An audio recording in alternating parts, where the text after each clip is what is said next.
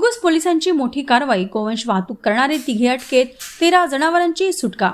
अवैधरित्या गोवंश वाहतूक करणाऱ्या तिघांविरुद्ध घुगुस पोलिसांनी कारवाई करत त्यांना अटक केली असून 13 जनावरांची सुटका करण्यात आली आहे। या कारवाईत बोलेरो, पिकअप वाहन, मोबाईल आदींसह एकूण 5,60,000 रुपयांचा मुद्देमाल जप्त करण्यात आला आहे।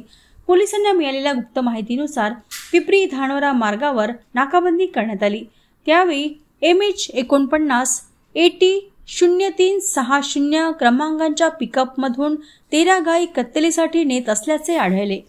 अटक आरोपींची नावे: शेख रियाज अहमद हुसेन वय वर्ष 34, शेख फिरोजुद्दीन शेख फहमुद्दीन वय वर्ष 26 आणि आशिष गुलाब पाटील वय वर्ष 29, सर्व राहणार बल्लारशाह। सदर प्रकरणी घुगुस पोलीस ठाण्यात महाराष्ट्र पशु संरक्षण अधिनियम 1976 व प्राणी छळ प्रतिबंधक कायदा 1960 अंतर्गत गुन्हा दाखल करण्यात आला आहे। पुढील तपास घुगुस पोलीस करीत आहेत।